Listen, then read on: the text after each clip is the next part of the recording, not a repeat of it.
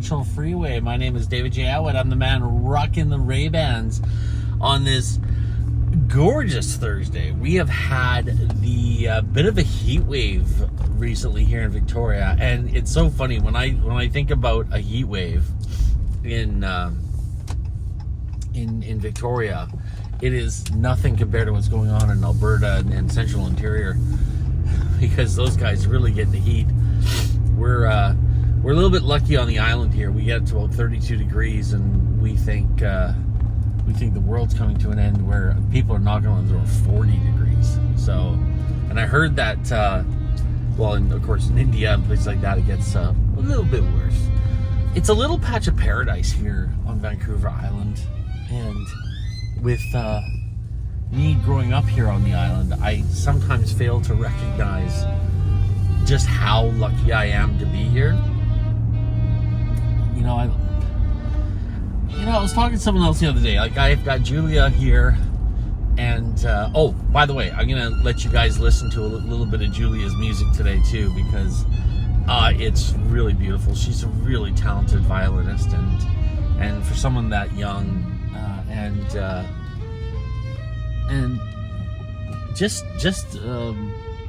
it's almost surprising. She's young.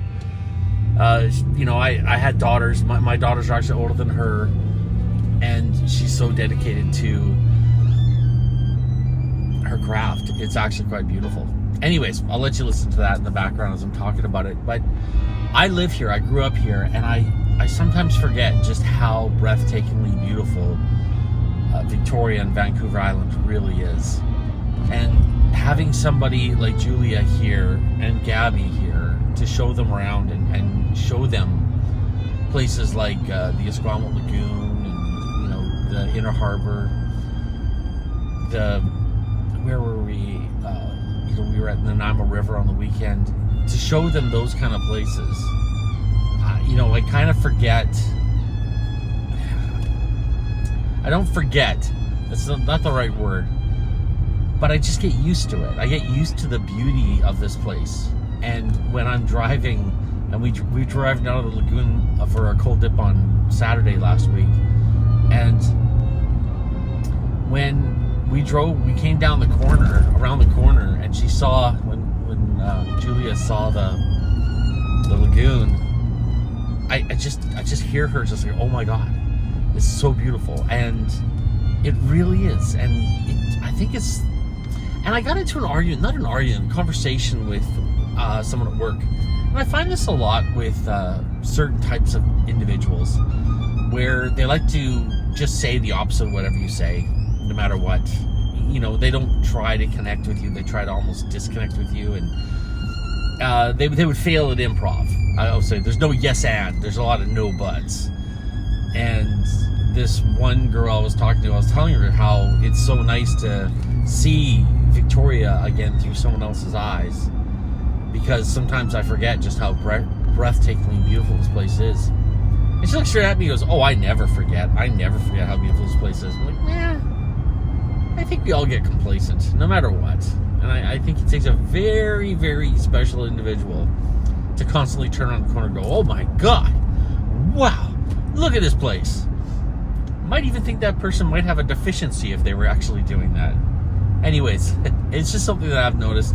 I've noticed that showing people around my hometown has given me a renewed appreciation for how beautiful this place is.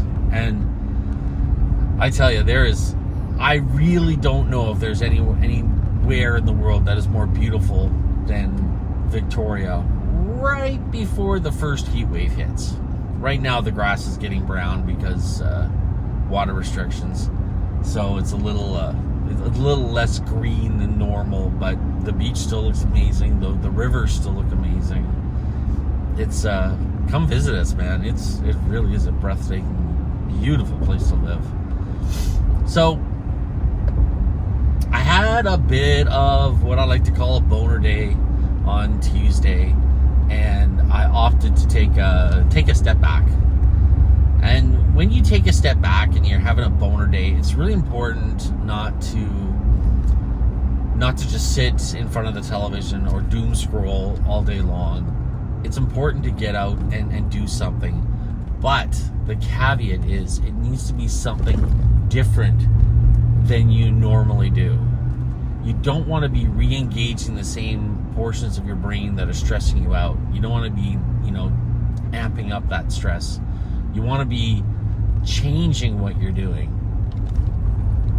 And there's a reason there's that saying, a change is better than a rest. It's because that's what you're going to be re-engaging different parts of the mind, different parts of your brain. And you're not going to be releasing, not dopamine. I wouldn't say that's the thing you're releasing, but you are releasing parts of the brain that get more to you're able to get to more to a Zen state. If you can get away from what's stressing you out and do something different. So that's what I did on Tuesday. I took a step back from the computer. I took a step back from work. I took a step back from commuting and just dealing with the normal stuff that just kind of, has been, slowly stressing on me. One of the things I find stressful is my desk at work. There is no light. It's very dark. And there's no sunlight. There's no, just the nature of my business being in supply chain. I have, I work in a warehouse, and it's a warehouse atmosphere. And now I do have a little office in that warehouse, but it's a warehouse. It was designed to hold and secure stuff. So it's not meant to be, awakening the, letting the photons hit the right part of the skin to make you feel better. That's not what it's there for. It's there for a very practical matter. So getting away from that for a day is what I needed, and I did. And I just focused on cleaning. It's been kind of my thing that helps me when I get a little bit too stressed or too upset about something. I take a step back and I get into rhythmic cleaning. And what happens is I'm able to decompress and let the moment kind of wash over me a bit. And doing that allows you to relax. And being allowed to relax allows you to help problem solve. I solve some of my best problems while I'm in the shower, where there's no pressure on me to perform or do anything, no tasks. Being in the shower, I have those moments of clarity because I allow myself to relax. And some people do weed to do that, to get to that stage. I'm not a big fan of that. I think it's wrong and maybe I'm wrong. Maybe I'm not the right guy to talk about this, but I don't think it's right to get into that state if you need to relax. I think there's much better natural ways to do it. Like for me, it's having a shower, because it's just in that state where I just totally let go and relax. And that's also what cleaning does for me too. So a couple days ago, when I was cleaning the barbecue and cleaning off the deck and cleaning the yard, I felt so much better afterwards. But that's not what I want to talk to you about. I just want to talk about that's what I did to kind of take a step back. And yesterday I'm still kind of dealing, the same problems were still there on Monday as they are on Wednesday, but I'm coming at it with a different perspective, a different mindset. And some of the problems have been solved. Some of the solutions have been taken care of. So I had a goal with my investing plan, my investing little project, I guess. I don't know what to call it. I had a goal in mind, and that goal was to hit a certain number. And at first I thought, why don't I just take out a loan and borrow the money and invest it and take that gamble and see what happens. I thought, no, I'm gonna do what I've been learning about, because it's been the last couple of years really focusing on learning finance and learning how to invest, teaching myself how to do it.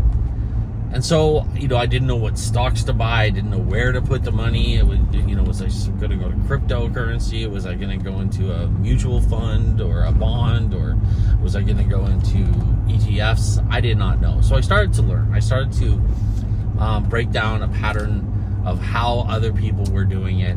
And I watched a ton of YouTube videos on how to do it. Ton of them. And some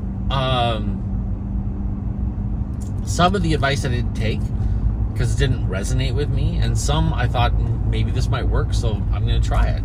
So I started investing a little bit each paycheck into a portfolio that I kind of created myself. And now the majority of it was in, you know, your safer stocks, like your safer, sorry, not stocks, but your ETFs, your index funds.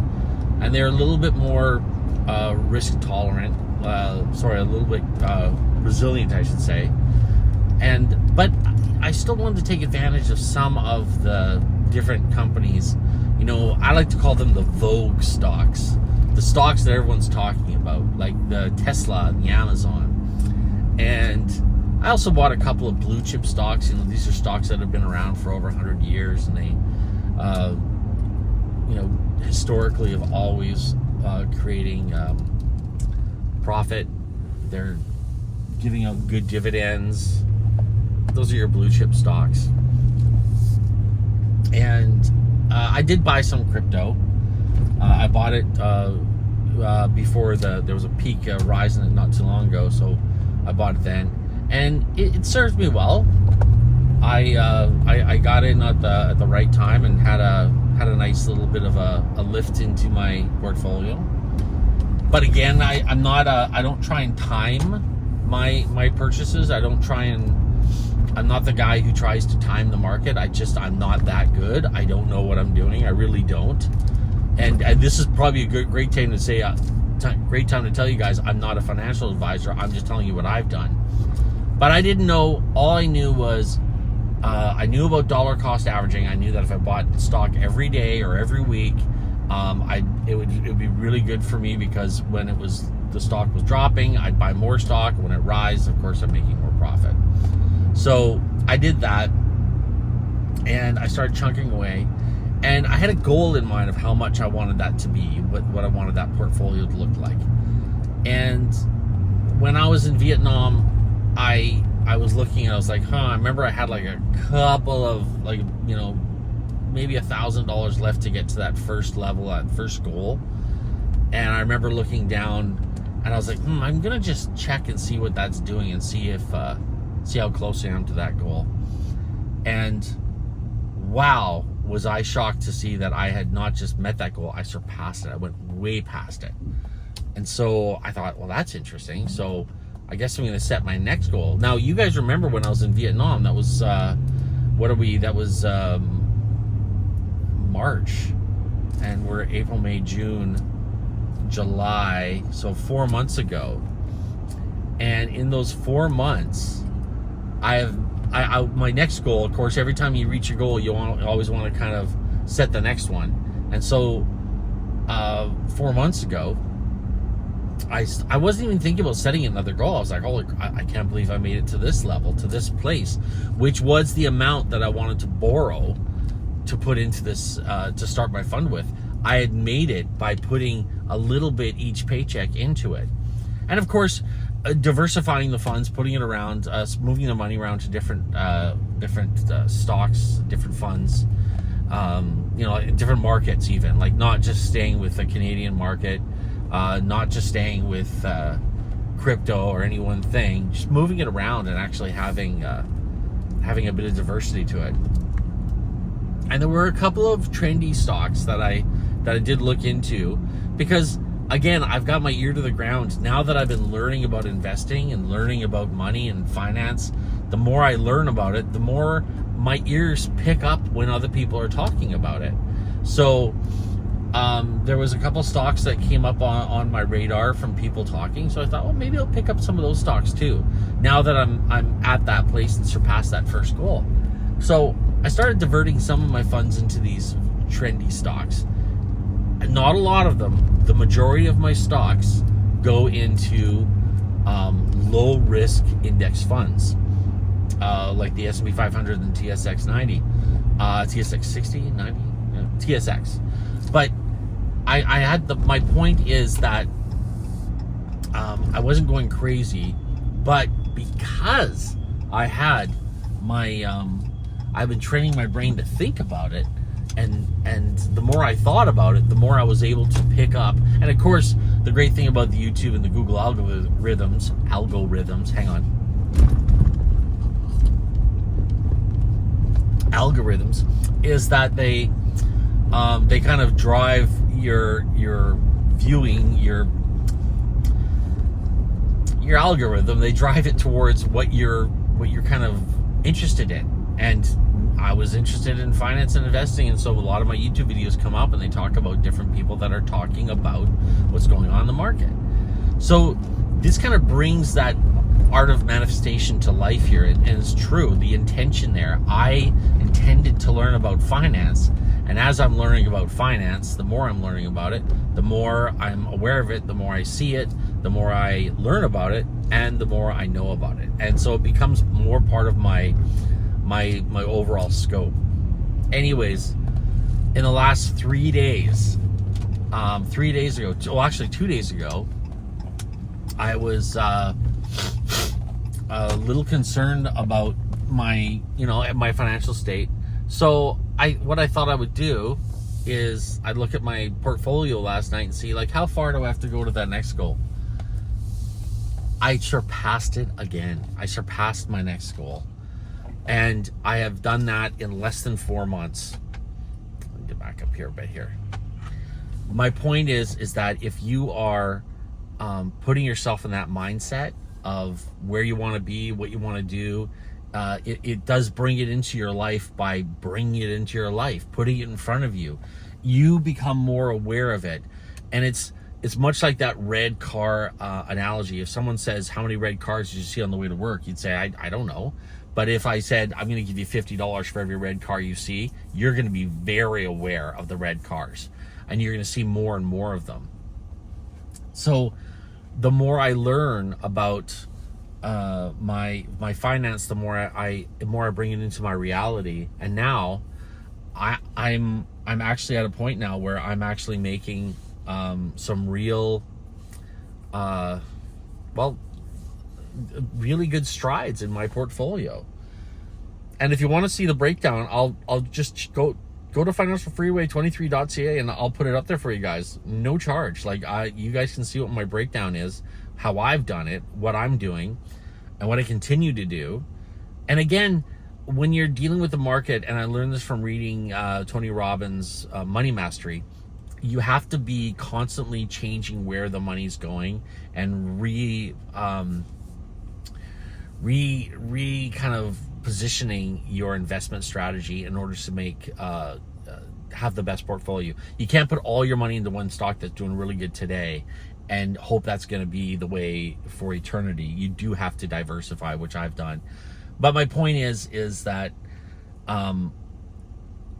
when you start investing, you're going to learn more about investing just by the act of investing, just by the act of starting to invest.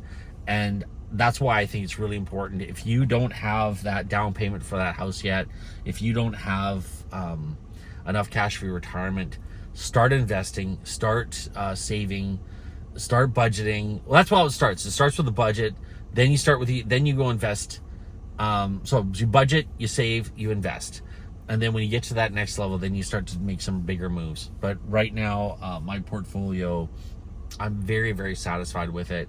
Very happy with it. It really gave me a lot of inspiration to keep doing what I'm doing here, Financial Freeway, to keep talking about money, abundance, success for you guys. It's a passion of mine, and all I really want is everyone in my life to be as successful and as happy as I am, or more.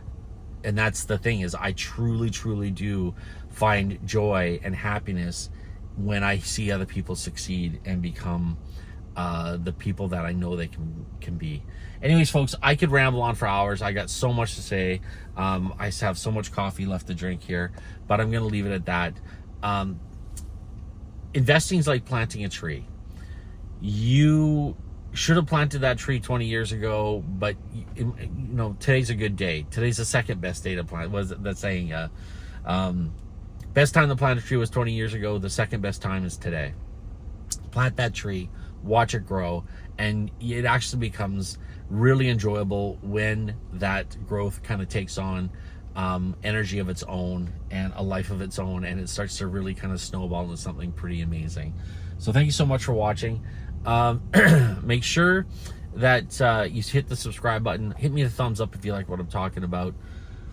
Check out financialfreeway23.ca. I am right now putting together a budgeting spreadsheet that'll be there for you guys for free at the actually I'll even put in the link below here, but it'll be at financialfreeway23.ca, so you guys can check it out. Check out the website. It's where all the good stuff is.